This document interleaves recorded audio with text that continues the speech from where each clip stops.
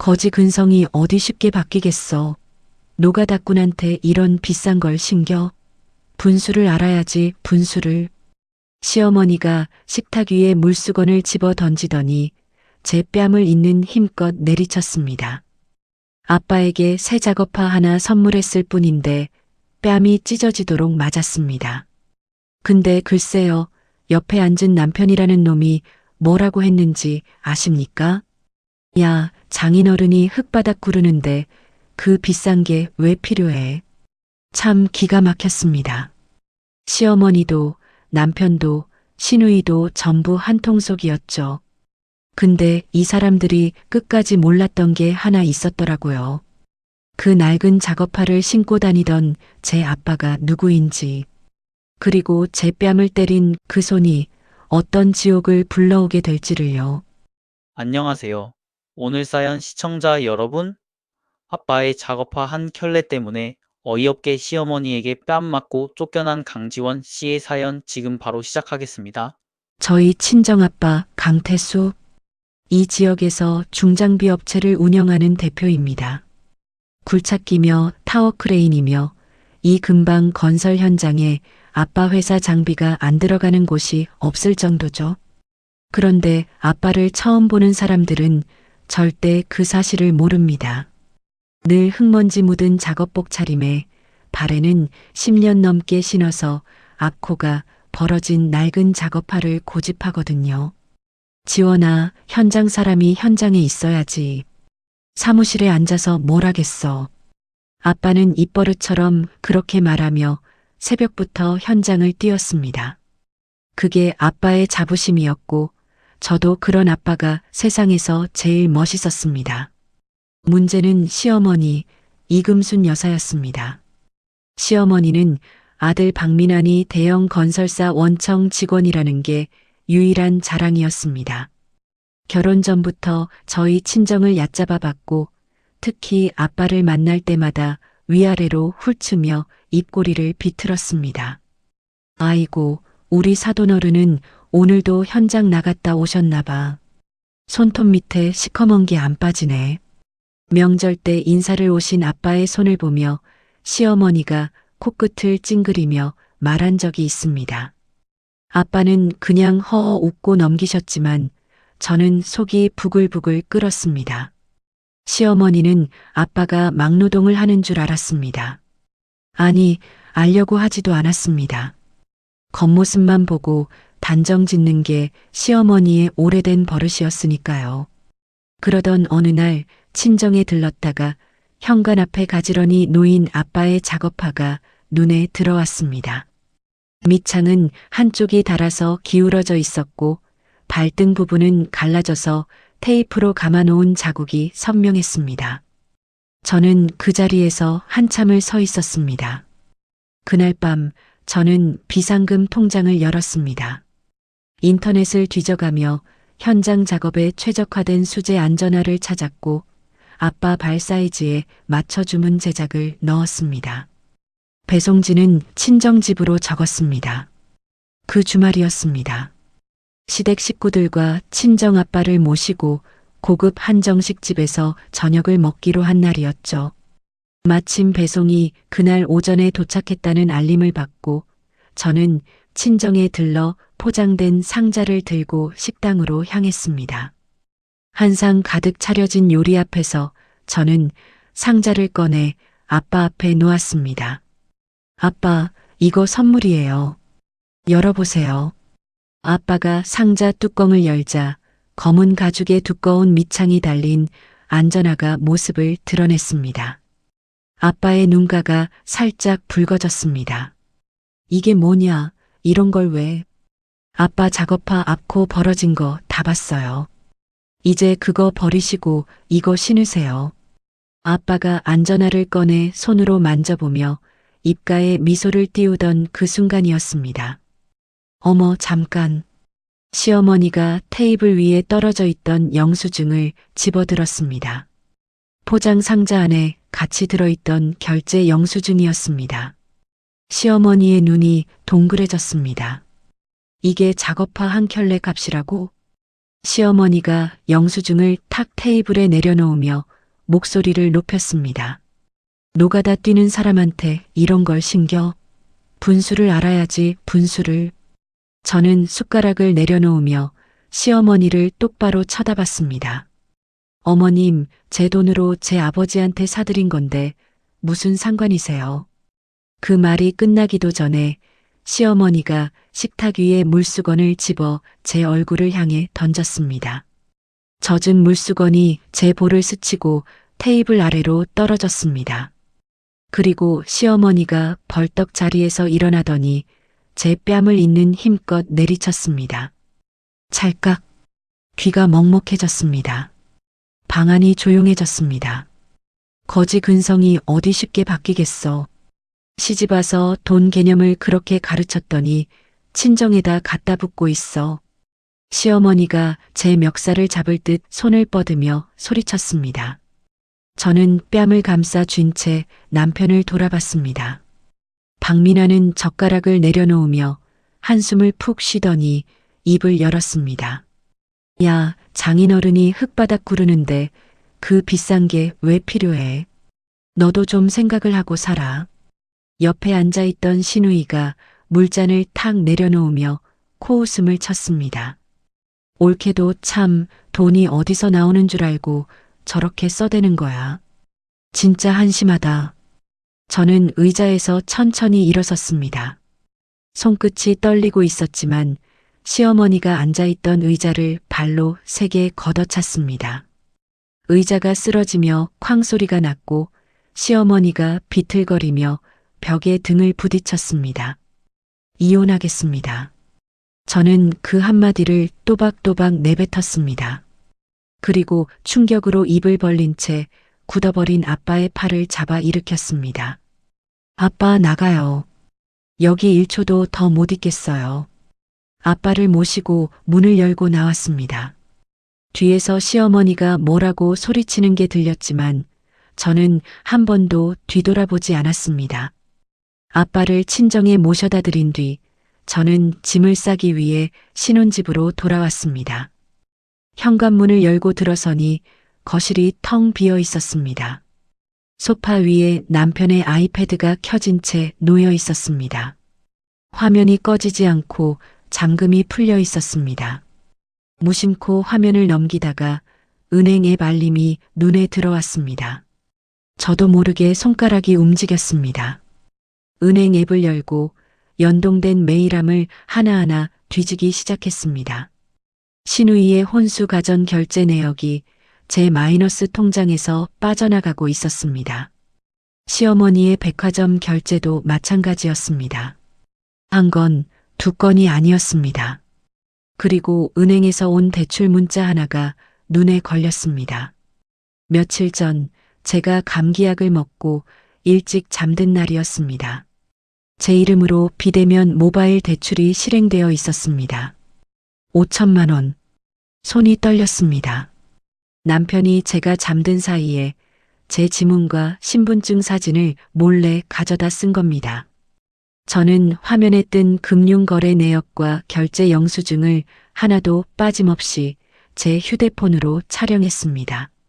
한 장 한 장 손을 떨면서도 빠뜨리지 않았습니다. 그리고 캐리어를 꺼내 귀중품과 제 집만 챙겼습니다. 한밤중 저는 그 집의 현관문을 닫고 밖으로 나왔습니다. 다음 날 아침 저는 다니던 직장에 전화를 걸어 일주일간 연차를 냈습니다. 캐리어를 끌고 찾아간 곳은 회사 근처의 비즈니스 호텔이었습니다. 체크인을 마치고 방에 짐을 풀자마자 저는 곧바로 은행으로 향했습니다. 창구에 앉아 직원에게 말했습니다. 제 명의로 된 신용카드 전부 정지시켜 주세요. 본인 외 사용자가 등록된 카드 포함해서요. 전부 다요? 혹시 가족분이 쓰시는 카드도 있으신데? 직원이 화면을 들여다보며 되물었습니다. 네, 전부 다요. 오늘 당장이요. 시어머니 명의로 발급된 가족카드, 시누이가 쓰던 체크카드까지 싹 다 정지를 걸었습니다. 은행 문을 나서는데 주머니 속 휴대폰이 미친 듯이 울리기 시작했습니다. 화면에 시어머니 이름이 떴습니다. 한 번, 두 번, 세 번. 저는 전화기를 꺼내 시어머니 번호를 수신 차단 목록에 넣었습니다. 은행 다음으로 간 곳은 병원이었습니다. 어젯밤 시어머니에게 맞은 왼쪽 뺨이 아직도 벌겋게 부어 있었습니다. 거울을 볼 때마다 손가락 자국이 선명하게 보였죠. 외부 충격에 의한 안면 부종이요. 진단서 발급해 드릴게요. 의사가 제 볼을 살피며 말했습니다. 저는 진단서를 받아들고 곧장 경찰서로 갔습니다. 민원실 창구에 앉아 담당 경찰관 앞에서 고소장을 작성했습니다. 시어머니 되시는 분이 식당에서 제 뺨을 때렸습니다. 진단서 여기 있고요. 당시 식당 안에 목격자도 있었습니다. 경찰관이 고소장을 접수하며 고개를 끄덕였습니다. 저는 경찰서를 나오며 휴대폰을 꺼내 연락처 하나를 눌렀습니다. 대학 선배이자 이혼 전문 변호사인 윤지호 변호사였습니다. 예전에 동문 모임에서 명함을 받아둔 게 떠올랐거든요. 선배, 저 강지원이에요. 급하게 상담 좀 받고 싶은데 오늘 시간 되세요? 지원아, 무슨 일이야? 목소리가 왜 그래? 찾아가서 말씀드릴게요. 오후에 윤지호 변호사의 사무실에 도착했습니다. 저는 어젯밤 휴대폰으로 촬영해둔 금융거래 내역과 대출 문자 캡처 화면을 테이블 위에 하나씩 펼쳐 놓았습니다. 윤지호 변호사가 안경을 고쳤으며 화면을 하나하나 넘겼습니다. 시어머니 백화점 결제, 시누이 혼수가전 대금, 이게 전부 내 마이너스 통장에서 나간 거야? 네, 그것만이 아니에요. 저는 대출 실행 문자가 찍힌 사진을 밀어 보이며 말했습니다. 며칠 전에 제가 감기약 먹고 잠든 사이에 남편이 제 지문이랑 신분증 사진을 도용해서 비대면 대출을 받았어요. 5천만 원이요. 윤지호 변호사가 화면을 들여다보다가 안경 너머로 저를 올려다봤습니다. 입술을 꾹 다물더니 볼펜을 탁 테이블에 내려놓았습니다. 지원아, 이건 단순 이혼이 아니야. 남편이 내 명의를 도용해서 대출을 받은 거면 완전한 사기지. 알아요. 그래서 선배한테 온 거예요. 윤지호 변호사가 의자를 당겨 앉으며 목소리를 낮췄습니다. 이 대출금이 어디로 갔는지부터 추적해야 해. 내가 믿을 만한 조사원 한 명 알고 있거든. 남편 퇴근 후 동선부터 깔아볼게. 저는 고개를 끄덕였습니다. 사무실을 나와 호텔로 돌아온 저는 침대에 앉아 친정아빠에게 전화를 걸었습니다. 수화기 너머로 아빠의 걱정스러운 목소리가 들려왔습니다. 지원아, 어디 있는 거냐? 어젯밤에 전화도 안 받고. 아빠, 저 괜찮아요. 호텔에 있어요. 호텔은 왜? 그 집에 안 갔어? 저는 잠시 숨을 고르고 입을 열었습니다. 아빠, 할 말이 있어요. 다 들으시고 절대 흥분하지 마세요. 저는 처음부터 끝까지 말했습니다. 시어머니에게 뺨 맞은 일, 경찰에 고소장 넣은 일, 시어머니와 시누이가 제 카드로 돈을 써온 일, 그리고 남편이 제 몰래 5천만 원을 대출받은 일까지. 전화기 너머가 한참 동안 조용했습니다. 아빠의 거친 숨소리만 들렸습니다. 아빠, 그 자식이 내 이름으로 대출을 받아? 아빠의 목소리가 낮게 갈라졌습니다. 평생 현장에서 큰 소리 한 번 안 치던 아빠가 이를 악물고 있다는 게 수화기 너머로도 느껴졌습니다. 아빠, 저 혼자 처리할 수 있어요. 변호사도 만났고 증거도 다 확보했어요. 지원아. 아빠가 제 말을 끊었습니다. 그 박민환이라는 놈 어디 건설사 다닌다고 했지. 네, 아빠. 그 현장에 우리 회사 장비가 들어가고 있어. 내가 내일부터 그놈 숨통을 끊어버리마. 아빠의 목소리에는 분노 대신 단단한 결심이 묻어 있었습니다. 저는 아무 말도 하지 못하고 전화기를 꼭 쥐었습니다. 전화를 끊고 얼마 지나지 않아 윤지호 변호사가 연결해준 조사원에게서 메시지가 왔습니다. 사진 여러 장과 짧은 영상 하나가 첨부되어 있었습니다. 사진 속에서 박민환이 한 여자와 팔짱을 낀 채 걸어가고 있었습니다. 여자는 남편과 같은 건설사에 다니는 격리 직원 오율이었습니다. 두 사람이 어느 오피스텔 공동 현관 앞에서 비밀번호를 누르고 안으로 들어가는 영상이었습니다. 손가락이 차가워졌습니다. 저는 영상을 멈추고 화면을 한참 들여다봤습니다. 잠시 후 윤지호 변호사에게서 문자가 도착했습니다. 해당 오피스텔 등기 확인했어. 전세 보증금 5천만 원, 입금 계좌 추적 결과 4명의 대출금이 그대로 오유리의 전세 보증금으로 들어갔어. 자금 흐름 완벽하게 잡혔어. 5천만 원.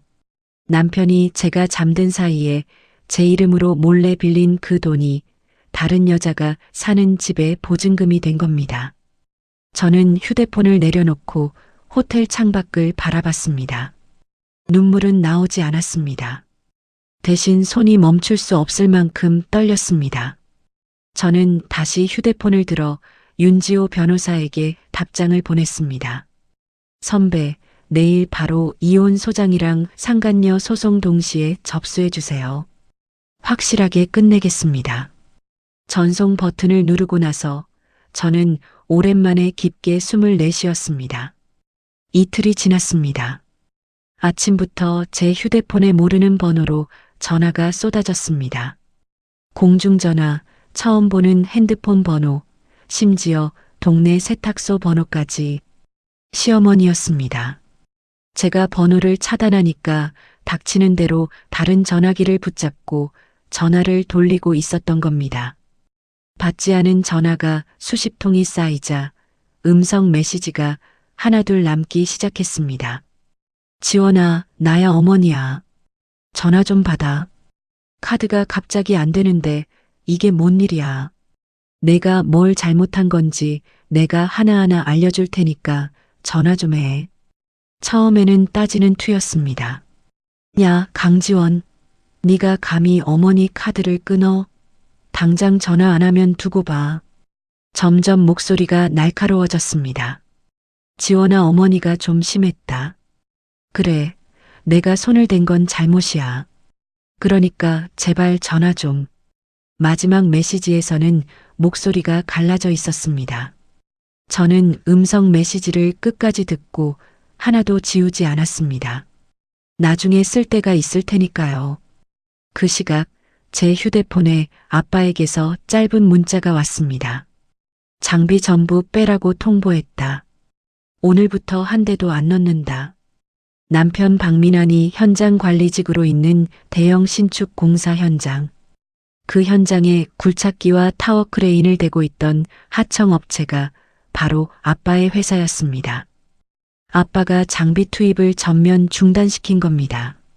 아빠는 박민환이 소속된 본부의 본부장에게 직접 전화를 걸었다고 합니다.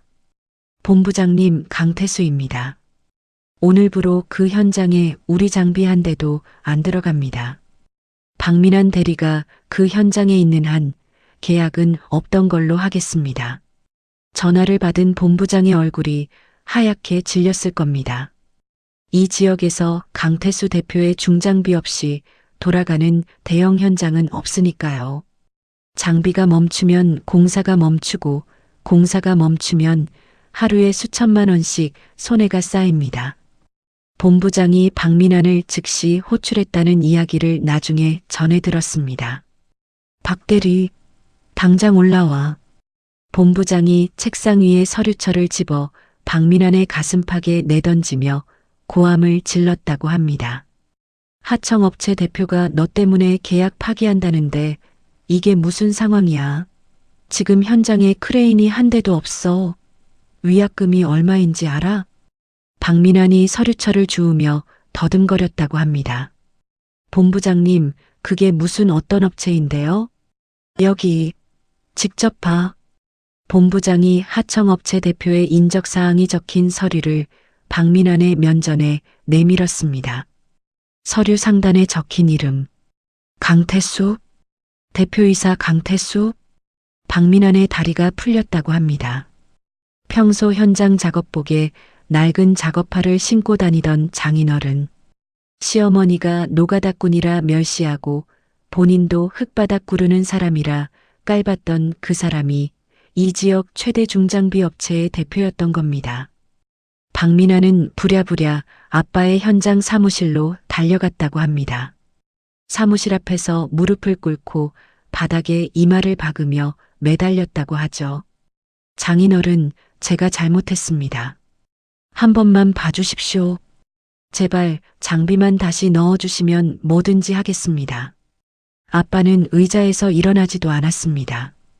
대신 사무실 밖에 서 있던 보안 요원 2명을 불렀습니다. 이 사람 내보내.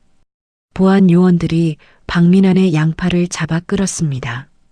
박민환이 발버둥을 치며 소리쳤지만 보안 요원들은 아무 말 없이 박민환을 사무실 밖 공사장 진흙탕 바닥 위에 내동댕이 쳤다고 합니다.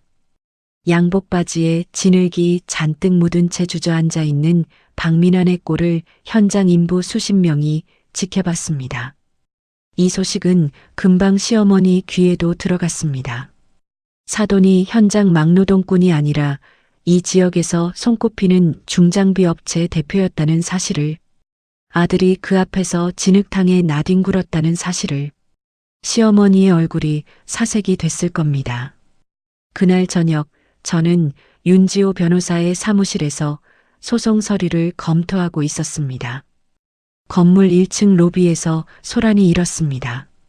경비원과 신랑이 하는 목소리가 들려서 내려가 보니 시어머니가 로비 한가운데에 서 있었습니다. 저를 발견한 시어머니가 그 자리에서 무릎을 꿇었습니다. 눈물 콧물이 범벅이 된 얼굴로 두 손을 비비며 매달렸습니다. 지원아, 어머니가 잘못했다. 제발 한 번만 받아오. 내가 눈이 멀었지. 내가 사람을 잘못 봤어. 제발. 저는 시어머니 앞에 서서 가방 안에 서류 봉투를 꺼냈습니다. 봉투에서 사진 한 장을 빼 시어머니의 무릎 앞에 던졌습니다. 오유리. 박민환과 팔짱을 끼고 오피스텔로 들어가는 사진이었습니다.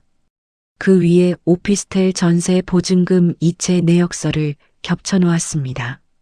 어머님, 아들이 제 이름으로 몰래 대출받은 5천만 원이 이 여자 집 보증금으로 들어갔어요. 이게 어머님이 기른 아들이에요. 시어머니가 사진을 집어들고 눈을 크게 떴습니다. 입이 벌어진 채 아무 소리도 내지 못했습니다. 내일까지 제 통장에서 뺏은 돈 전부 채워 넣으세요. 신우이 혼수 가정가, 어머님 백화점 결제 금액 전부요. 하루라도 넘기면 그날로 경찰에 넘기겠습니다. 저는 그 말을 마치고 돌아섰습니다. 뒤에서 시어머니가 제 이름을 부르며 바닥을 치는 소리가 로비에 울려 퍼졌지만 저는 멈추지 않고 엘리베이터에 올라탔습니다. 다음 날 오후 윤지호 변호사가 가정법원에 이혼 소장을 접수했습니다. 박민환과 상간녀 오유리를 상대로 한 거액의 위자료 청구도 함께 넣었습니다. 같은 날 윤지호 변호사는 법원에서 결정을 받아 남편의 회사 급여를 묶어버렸습니다. 시어머니가 살고 있는 아파트의 전세 보증금도 함께 묶었습니다.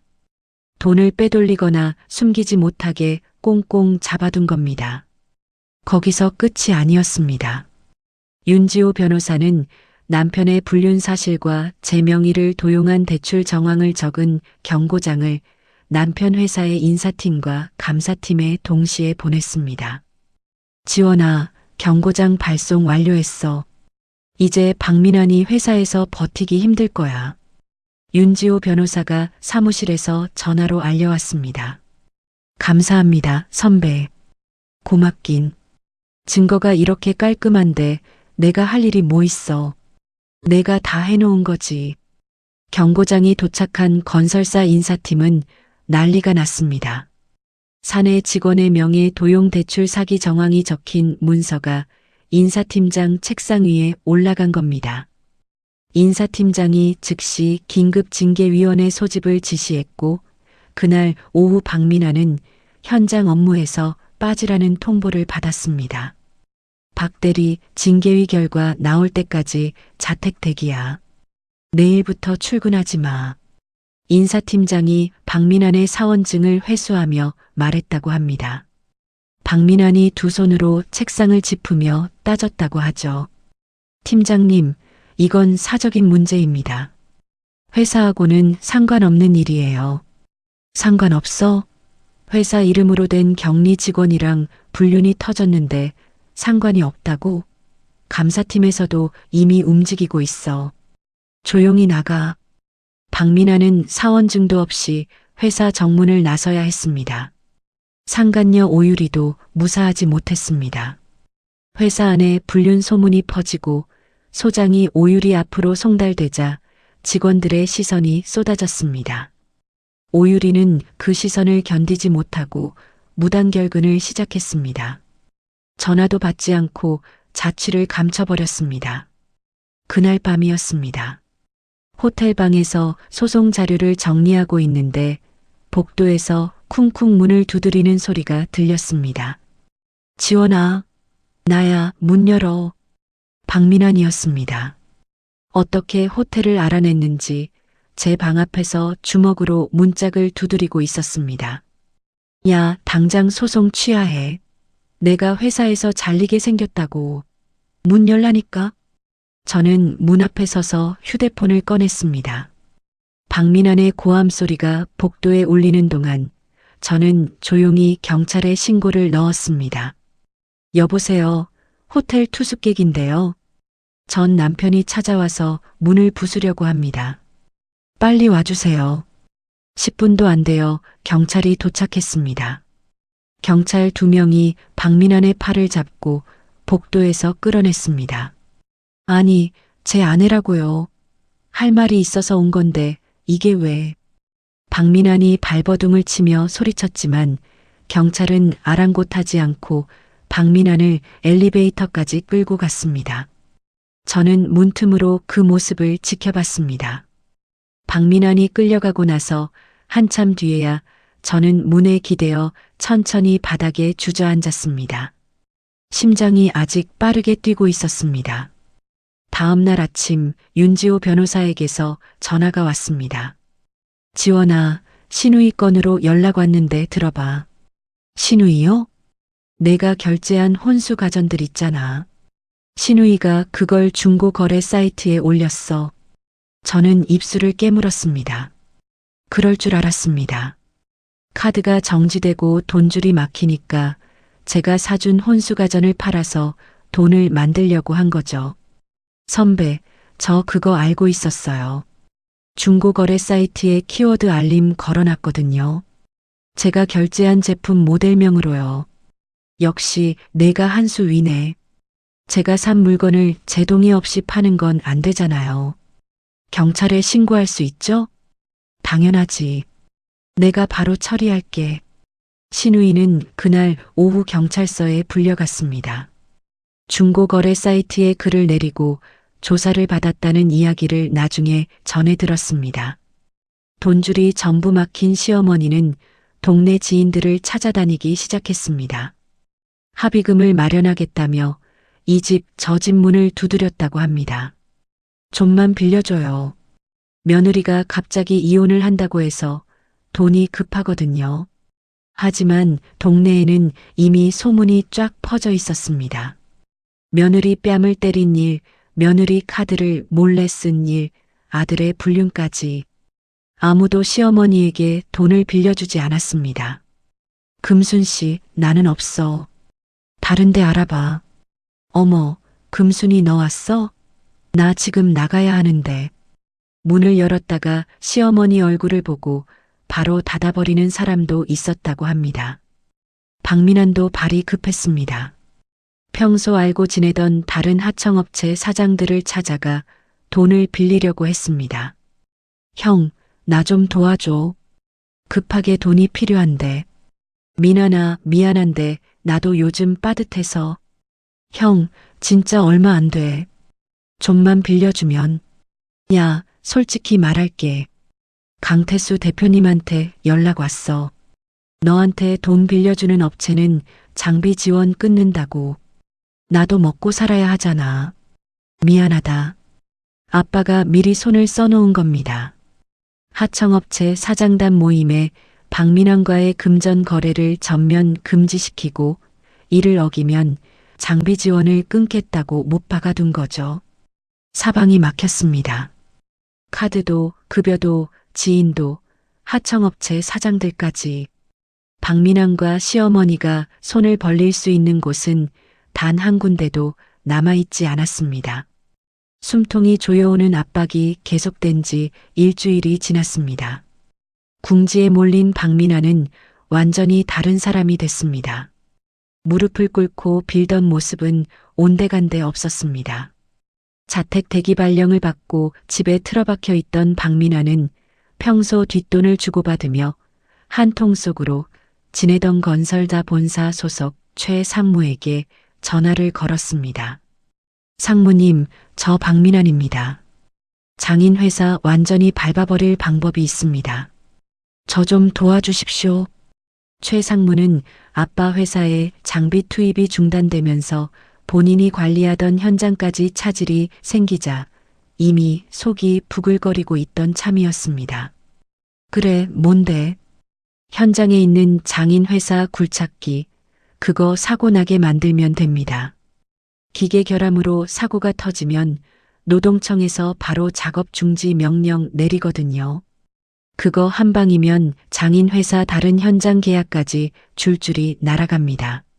최 상무가 전화 너머에서 잠시 뜸을 들이다가 낮은 목소리로 대답했습니다. 내가 사람 시킬 테니까 너는 가만히 있어. 다음 날 새벽이었습니다. 최 상무의 지시를 받은 인부 2명이 현장에 주차된 아빠 회사의 굴착기에 접근했습니다. 굴착기의 유아포스를 칼로 그어 일부러 터지기 직전 상태로 만들어 놓았습니다. 그날 아침 굴착기가 가동되자마자 유아포스가 터지면서 기름이 쏟아졌고 바로 옆에 있던 철골 구조물이 기울어지며 무너질 뻔한 상황이 벌어졌습니다. 다행히 다친 사람은 없었지만 현장은 아수라장이 됐습니다. 박민환과 최 상무는 이 사고를 기계 결함과 안전수칙 위반으로 포장한 거짓 보고서를 만들어 노동청과 안전 관련 기관에 긴급으로 접수했습니다. 신고를 받은 노동청 담당자들이 당일 오후에 현장으로 출동했습니다. 현장을 둘러본 담당자들은 아빠 회사의 모든 중장비에 대해 전면 작업 중지 명령을 내렸습니다. 아빠 회사의 장비가 들어가 있는 다른 건설 현장들에서도 연쇄적으로 문의가 쏟아졌습니다. 강 대표님, 노동청에서 작업 중지 먹었다면서요? 우리 현장도 장비 빼야 하는 거 아닙니까? 대표님, 이러면 우리 공정 다 밀리는데요. 계약 유지가 가능한 겁니까? 전화기가 쉴 새 없이 울렸고 아빠는 현장 사무실에서 한 건 전화를 받으며 해명하고 있었습니다. 하지만 거짓 보고서에 의한 작업 중지 명령은 쉽게 풀리지 않았습니다. 다른 현장의 계약들도 하나둘 파기 통보가 날아왔습니다. 평생 피땀으로 일군 회사가 하루아침에 멈춰 선 겁니다. 아빠가 쓰러졌습니다. 현장 사무실에서 가슴을 움켜쥐고 주저앉은 아빠를 직원들이 급히 병원으로 옮겼습니다. 연락을 받은 저는 택시를 잡아 타고 병원으로 달려갔습니다. 병실 문을 열었을 때 아빠는 침대에 누워 눈을 감고 있었습니다. 팔에 꽂힌 줄을 통해 약이 한 방울씩 떨어지고 있었고 심장 소리를 재는 기계가 느리게 울리고 있었습니다. 아빠의 얼굴이 하루 사이에 10년은 늙어 보였습니다. 아빠, 제가 침대 옆에 앉자 아빠가 천천히 눈을 떴습니다. 지원아, 왔어? 아빠, 괜찮으세요? 의사 선생님은 뭐래요? 괜찮다. 가슴이 좀 답답해서 그런 거야. 별거 아니야. 아빠가 억지로 웃어 보였지만 손등에 핏줄이 붉어져 나올 만큼 주먹을 꽉 쥐고 있는 게 보였습니다. 아빠, 회사 일은 제가 알아볼게요. 아빠는 좀 쉬세요. 지원아, 이게 보통 사고가 아닌 것 같다. 30년 넘게 관리한 장비가 갑자기 터질 리가 없어. 아빠도 느끼고 있었습니다. 저도 같은 생각이었습니다. 병실을 나와 복도 끝 비상구 앞에 서서 저는 휴대폰을 꺼내 들었습니다. 그때 전화가 먼저 울렸습니다. 박민환이었습니다. 야, 강지원. 목소리가 달라져 있었습니다. 비굴하게 빌던 목소리가 아니라 느긋하고 여유로운 톤이었습니다. 장인어른 회사 큰일 났다며? 노동청에서 장비 전부 묶었다고 하던데 이거 풀리려면 한참 걸릴걸? 뭐가 하고 싶은 말이야? 간단해. 이혼 소송 취하하고 우리 어머니한테 위자료 명목으로 현금 5억 줘. 그러면 나도 여기서 멈출게. 저는 이를 악물었습니다. 안 그러면? 안 그러면? 장인어른 회사 완전히 끝장내버릴 거야. 본사의 최 상무님이 뒤를 봐주고 계시거든. 하청업체 주제에 발버둥 치지 마. 내일까지 입금해. 전화가 끊겼습니다. 저는 전화기를 쥔 손을 천천히 내렸습니다. 복도 형광등 불빛이 차갑게 내리쬐고 있었습니다. 주먹 안에서 손톱이 손바닥을 파고들었지만 아프지 않았습니다. 저는 다시 휴대폰을 들어 윤지호 변호사에게 전화를 걸었습니다. 선배, 나 지원이야. 지금 바로 만나야 해. 무슨 일이야? 목소리가 떨리잖아. 박민환이 아빠 회사 현장에 사고를 조작했어요. 장비를 일부러 망가뜨리고 노동청에 거짓 보고서를 넣은 거예요. 그리고 방금 전화해서 5억을 요구했어요. 수화기 너머에서 윤지호 변호사가 잠시 침묵했습니다. 그 사고 조작에 누가 관여했는지 말해봐. 최상무라는 본사 임원이에요. 박민환이 전화해서 직접 이름을 댔어요. 좋아. 지원아, 내일 아침에 사무실로 와. 조사원도 같이 부를게. 박민환이 현장에서 뭘 해왔는지, 그 최상무라는 사람이 뭘 챙겨왔는지 바닥까지 전부 뒤집자. 전화를 끊고 저는 병실로 돌아갔습니다. 아빠는 눈을 감고 가만히 누워 있었습니다. 저는 아빠의 손을 조용히 잡았습니다. 거칠고 갈라진 손이었습니다. 30년 넘게 현장을 뛴 손이었습니다. 저는 그 손을 꼭 쥐고 속으로 다짐했습니다. 반드시 끝을 보겠다고. 박민환의 협박 전화가 있은 지 이틀 뒤, 저는 윤지호 변호사의 사무실에 앉아 있었습니다. 조사원도 함께였습니다. 테이블 위에 서류 뭉치가 수북이 쌓여 있었습니다. 지원아, 찾았어. 윤지호 변호사가 서류 한 장을 뽑아 제 앞에 밀었습니다. 박민환이 현장에서 매달 올린 일당 지금 내역이야. 여기 보여? 이름이 20개가 넘는데 이 사람들 절반 이상이 현장에 출근한 적이 없어. 조사원이 옆에서 노트북 화면을 돌려 보여주며 말했습니다. 제가 이 명단에 있는 사람들 주소를 하나하나 다 확인했습니다. 이미 폐업한 식당 주소, 빈 공터 주소, 심지어 주민등록이 말소된 사람 이름도 있어요. 전부 가짜입니다. 존재하지 않는 사람들한테 일당을 지급한 걸로 처리하고 그 돈을 빼돌린 겁니다. 저는 서류를 한 장씩 넘기며 눈으로 따라갔습니다. 가짜 이름, 가짜 주소, 가짜 출근 기록. 한 달에 수백만 원씩 수년간 빠져나간 돈이었습니다. 이것만이 아니야. 윤지호 변호사가 다른 서류 뭉치를 꺼냈습니다. 박민환이 현장 자재를 구매한 내역인데 납품업체 이름이 좀 이상해서 파봤거든. 어떤 업체인데요? 오유리 사촌 오빠 명의로 된 조그만 철물점이야. 간판만 걸려 있고 실제로 영업은 거의 안 하는 곳이지. 근데 여기로 자재 대금이 수십 배 부풀려서 결제가 나갔어. 조사원이 화면을 넘기며 설명을 이었습니다. 예를 들면 시중가 50만 원짜리 자재를 500만 원에 결제한 겁니다. 그리고 그 차액을 현금으로 돌려받았어요. 전형적인 수법이죠. 저는 서류에서 눈을 떼지 못했습니다. 박민환이 회사 돈을 빼먹기 위해 상간녀 오유리의 친척까지 끌어들여 짜놓은 판이었습니다. 선배, 최상무 쪽은요? 윤지호 변호사가 안경을 벗으며 고개를 끄덕였습니다. 그것도 나왔어. 박민환이 빼돌린 돈 중 일부가 매달 정기적으로 한 계좌에 입금됐는데 그 계좌가 최상무 천안명이야. 매달이요? 매달 15일 같은 금액이 찍혀. 이건 뇌물이야, 지원아. 최상무가 박민환의 비리를 눈감아주는 대가로 돈을 받아온 거지.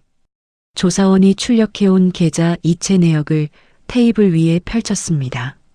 날짜, 금액, 입금자명이 줄줄이 나열되어 있었습니다. 빠져나간 돈의 흐름이 한눈에 보였습니다. 저는 한참 동안 그 서류들을 들여다봤습니다. 그리고 고개를 들어 윤지호 변호사를 바라봤습니다. 선배, 이 자료 전부 건설사 본사 감사팀에 보내주세요. 그리고 경찰 쪽에도요. 감사팀은 내가 오늘 중으로 발송할게. 경찰은 내가 직접 수사과장 만나서 브리핑하는 게 빠를 거야. 부탁드립니다. 저는 그날 밤 호텔방에서 조사원이 넘겨준 모든 자료를 파일로 정리했습니다. 가짜 인부 명단, 부풀린 자재 대금 내역, 최상무 처남 계좌로의 이체 기록, 빠뜨린 것이 없는지 3번을 확인하고 건설사 본사 감사팀 담당자 앞으로 직접 보냈습니다. 다음 날 아침이었습니다. 건설사 감사팀 직원 4명이 박민환의 소속 본부 사무실에 들이닥쳤습니다. 동시에 최상무의 사무실 문도 열렸습니다. 감사팀은 사내 메신저 기록과 결제 시스템을 샅샅이 뒤지기 시작했습니다. 컴퓨터 하드를 통째로 복사하고 서랍 속 서류까지 전부 가져갔습니다. 감사팀의 압박이 거세지자 먼저 무너진 건 오유리였습니다.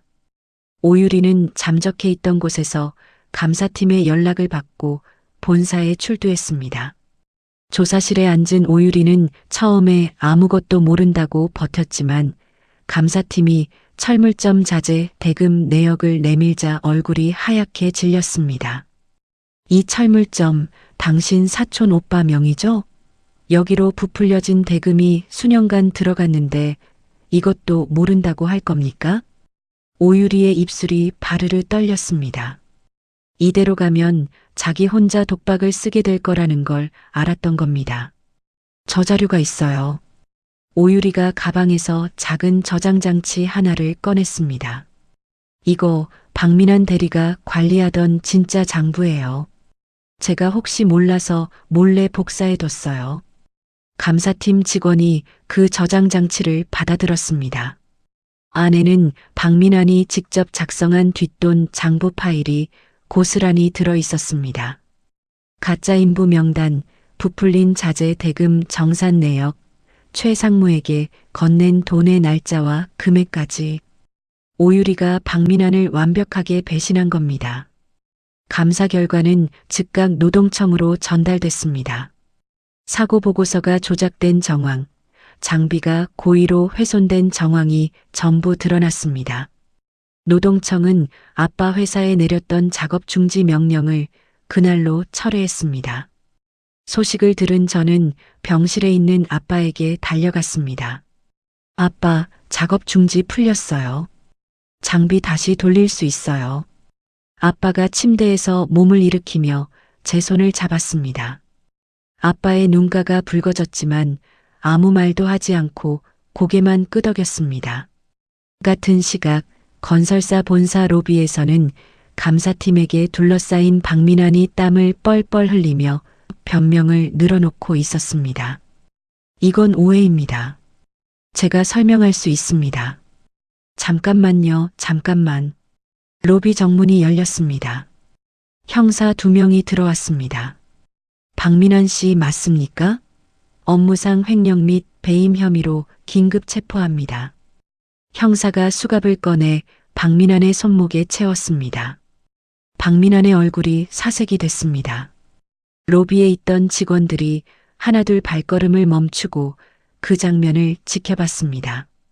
형사들이 박민환을 데리고 정문을 나서려는 순간 저는 로비 한쪽에 서 있었습니다. 윤지호 변호사에게서 체포 소식을 듣고 달려온 겁니다. 박민환이 저를 발견했습니다. 수갑이 채워진 2손을 앞으로 내밀며 오열했습니다. 지원아, 나 좀 살려줘. 제발 한 번만 봐줘. 지원아.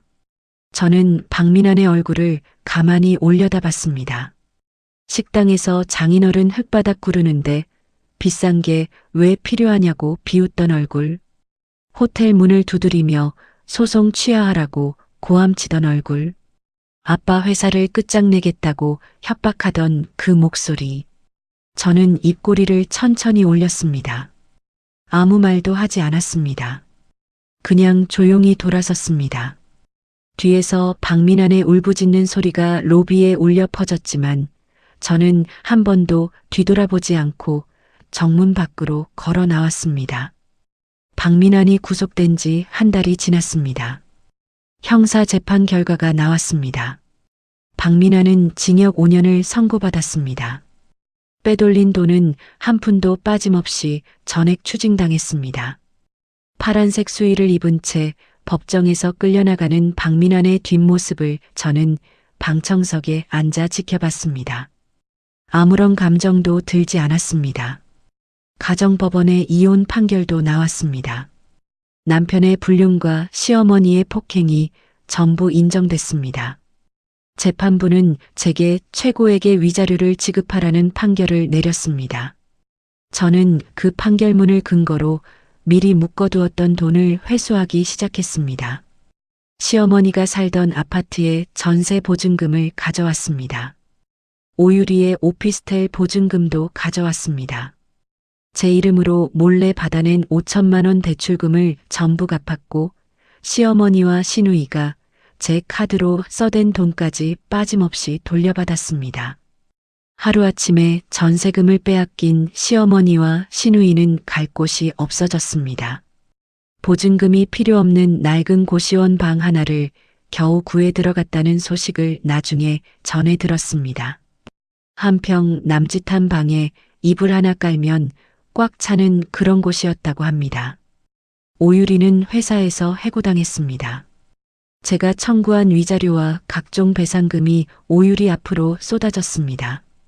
낮에는 아무도 오유리를 써주지 않았습니다.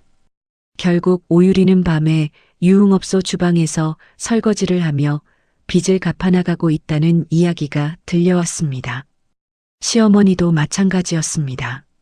아들 면회를 가려면 교통비가 필요했고 면회 때 넣어줄 돈도 필요했습니다. 시어머니는 식당 일자리를 구하러 여기저기 돌아다녔습니다.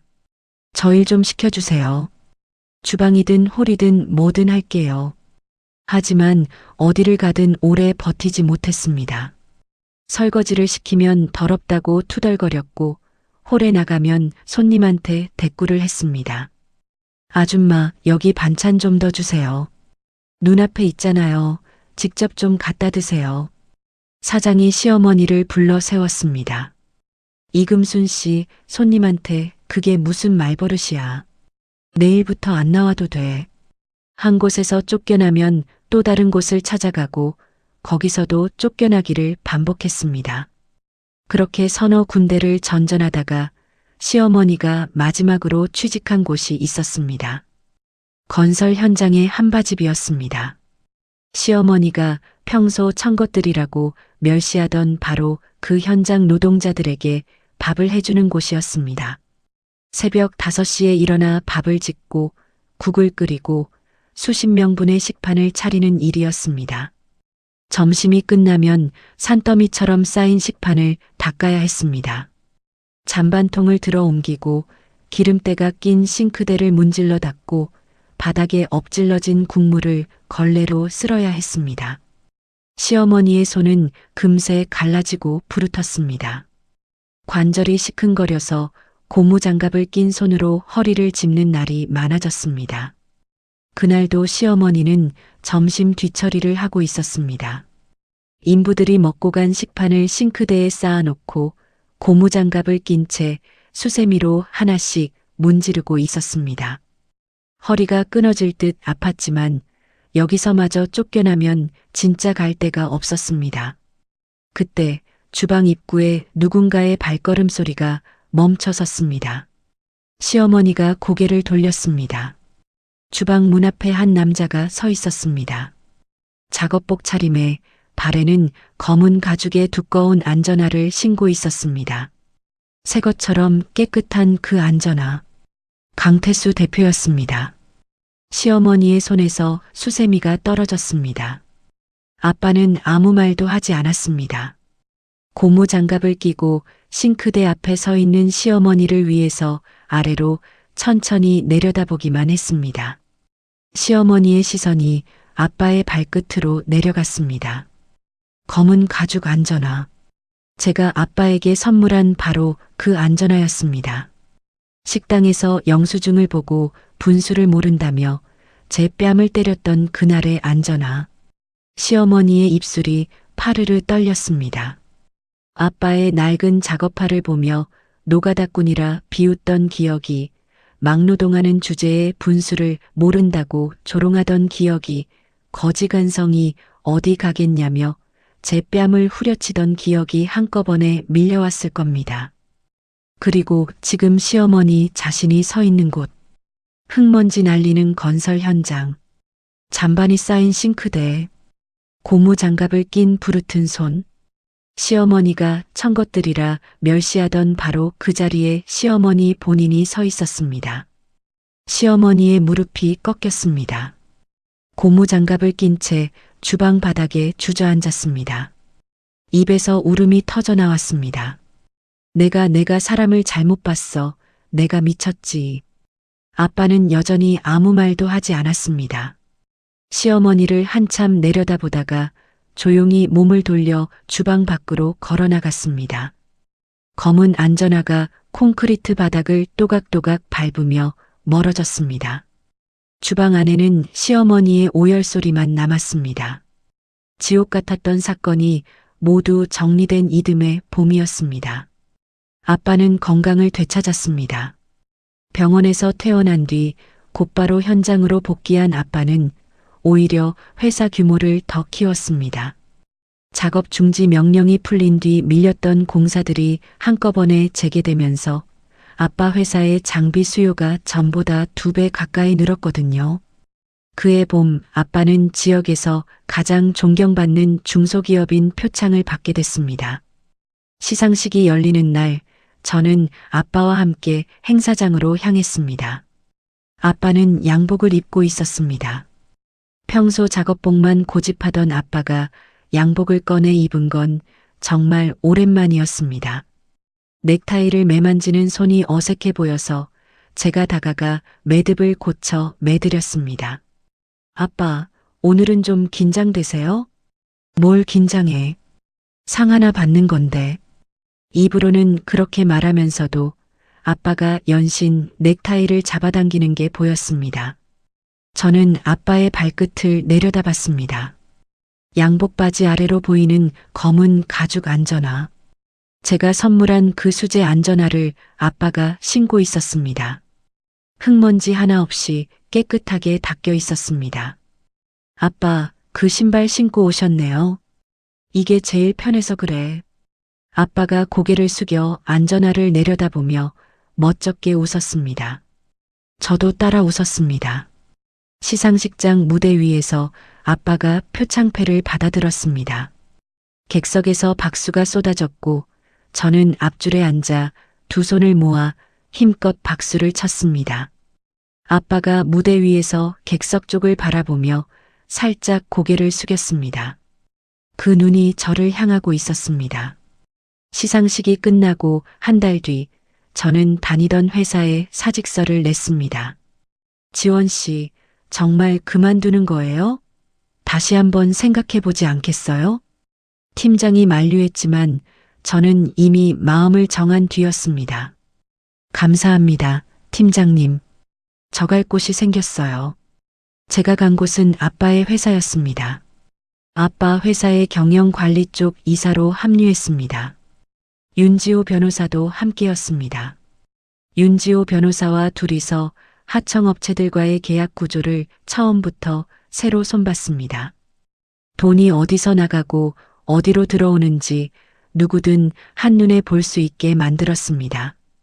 박민환 같은 사람이 다시는 빈틈을 찾지 못하게요. 저는 아빠와 함께 현장을 돌기 시작했습니다. 인부들의 안전 장비가 제대로 갖춰져 있는지, 처우는 괜찮은지 직접 눈으로 확인했습니다. 이사님, 이번에 안전장갑 새로 바꿔주셔서 감사합니다. 전에 쓰던 건 손가락이 다 까졌거든요. 현장 반장이 새 장갑을 끼고 엄지를 치켜 세우며 말했습니다. 반장님, 불편한 거 있으면 언제든 말씀하세요. 바로 바꿔드릴게요. 아이고, 대표님 딸이라더니 역시 다르네. 고맙습니다, 이사님. 현장 인부들이 건네는 인사 한마디 한마디가 가슴에 와닿았습니다. 아빠가 평생 이 현장에서 작업화를 신고 뛴 이유를 조금은 알 것 같았습니다. 퇴근 후에는 새로 시작한 경영 스터디 모임에 나갔습니다. 다양한 업종의 사람들을 만나고 새로운 것들을 배우는 시간이었습니다. 며느리라는 굴레에 갇혀 숨도 못 쉬던 시간이 까마득하게 느껴졌습니다. 어느 날 업계 지인에게서 연락이 왔습니다. 지원 씨 들었어요? 박민환이 있던 건설사 세무조사 받고 간판 내렸대요. 그래요? 그렇군요. 최 상무도 같이 구속됐다던데. 네, 알겠습니다. 전화를 끊고 저는 바로 하던 일로 돌아갔습니다. 더 이상 그쪽 소식에 마음이 흔들리지 않았습니다. 며칠 뒤 우편함에 편지 한 통이 꽂혀 있었습니다. 교도소 소인이 찍힌 봉투였습니다. 보낸 사람 박민환. 저는 봉투를 뒤집어 보지도 않았습니다. 사무실 구석에 있는 파쇄기 앞으로 걸어가서 봉투째 밀어 넣었습니다. 드르륵 소리와 함께 편지가 잘게 잘려 나왔습니다. 햇살 좋은 주말 오후였습니다. 저는 아빠에게 전화를 걸었습니다. 아빠, 오늘 저녁에 시간 되세요? 왜 무슨 일이냐? 맛있는 거 먹으러 가요. 제가 예약해놨어요. 어디? 가보시면 알아요. 제가 예약한 곳은 그 한정식 집이었습니다. 시어머니에게 뺨을 맞았던 바로 그 식당에 같은 방이었습니다. 아빠와 마주 앉아 한상 가득 차려진 요리를 앞에 두고 저는 잔을 들었습니다. 아빠, 축하드려요. 표창도 받으시고 회사도 더 커지고. 아빠가 잔을 들어 제 잔에 부딪히며 웃었습니다. 내가 뭘 했다고. 다 네가 한 거지. 아빠가 있었으니까 제가 할 수 있었죠. 아빠가 잔을 내려놓으며 저를 물끄러미 바라봤습니다. 지원아. 네, 아빠. 고생했다. 아빠의 목소리가 낮게 갈라졌습니다. 딱 세 글자였지만 그 안에 담긴 게 너무 많았습니다. 저는 잔을 든 채 고개를 숙여 눈가를 훔쳤습니다. 아빠도요. 우리 부녀는 더 이상 말없이 잔을 비우고 함께 크게 웃었습니다. 예전에 이 방에서 흘렸던 눈물이 거짓말처럼 느껴졌습니다. 식사를 마치고 식당 밖으로 나왔습니다. 봄바람이 불어왔습니다. 저는 아빠의 팔짱을 꼈습니다. 아빠가 놀란 듯 저를 내려다봤지만 이내 팔에 힘을 주어 제 손을 꼭 잡아줬습니다. 아빠의 발끝에서 검은 안전화가 가로등 불빛을 받아 반짝였습니다. 저는 아빠의 팔에 기대어 걸으며 앞만 바라봤습니다. 뒤돌아볼 것은 아무것도 없었습니다. 시청자 여러분, 오늘의 이야기 잘 들으셨나요? 저는 이 사연을 읽으면서 가슴이 참 미어졌습니다. 매일같이 거지 근성이라는 소리를 듣고 아빠까지 모욕당하면서 얼마나 속이 타들어갔겠습니까? 근데 이분이 끝까지 무너지지 않고 되찾은 건 위자료도 통장 잔고도 아니었어요. 짓밟혀왔던 자존심, 그리고 내 인생은 내가 주인이라는 그 당연한 사실이었습니다. 아버지 팔짱을 끼고 당당하게 걸어 나오는 그 마지막 장면에서 저도 모르게 목이 메어지더라고요. 시청자 여러분, 사람을 겉모습으로 판단하는 게 얼마나 위험한 건지 이 사연이 똑똑히 보여줬습니다. 낡은 작업화를 신었다고 무시하고 흙이 묻었다고 깔보고 그게 결국 자기 무덤을 판 거잖아요. 진짜 값어치 있는 사람은 뭘 입고 뭘 신었느냐가 아니라 어떻게 살아왔느냐로 증명되는 거더라고요. 혹시 여러분 주변에도 겉만 보고 함부로 대하는 사람이 있다면 오늘 이 사연 한번 떠올려 보시면 좋겠습니다. 이야기를 끝까지 들어주신 분이 계시다면 오늘 이야기가 어땠는지 댓글 하나만 남겨주세요. 오늘도 행복한 하루 되세요. 감사합니다.